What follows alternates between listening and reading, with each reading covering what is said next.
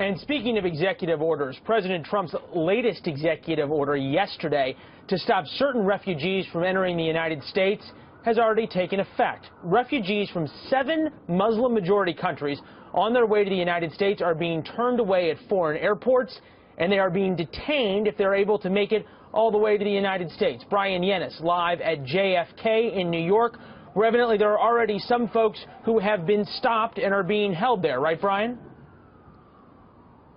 Hi, Leland. Yeah, this has been a developing story all day. Less than 24 hours since President Trump enacted that executive order that temporarily banned refugees and immigrants from those 7 predominantly Muslim countries.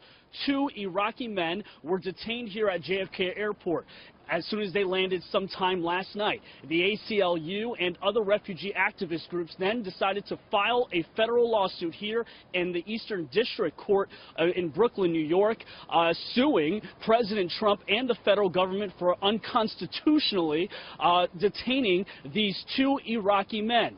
Now we are hearing just now, a presser just wrapping up from a lawyer, that one of the men, named 53-year-old Hamid Khalid Darwish, has been released from JFK at this hour.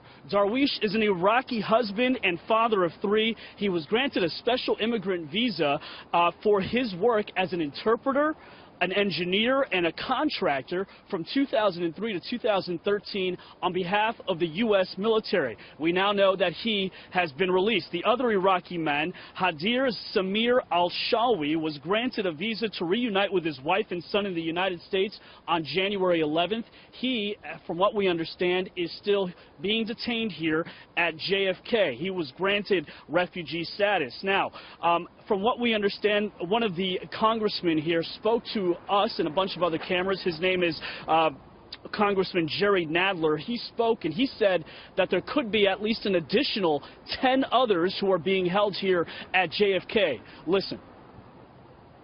We were told that they were being held even though they had valid visas. They're not admitted into the country because of the president's executive order. We asked that the president's executive order supersedes a valid visa, and we're told essentially that they're trying to figure that out, that they're waiting for guidance from Washington.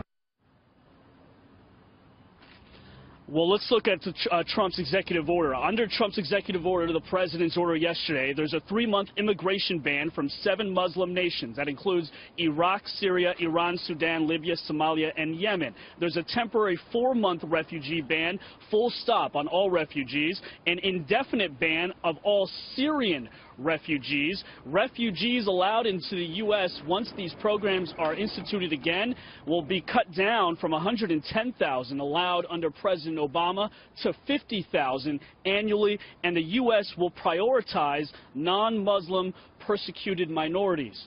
And if you take a look at this map, this gives you an idea of the nations that we're talking about. Like I said, Iraq, Syria, Iran, Sudan, Libya, Somalia, and Yemen highlighted there. And interesting to note, obviously this program was put into place, or this ban, this executive order, was signed as a way to tell people that they're protecting the United States from terrorists.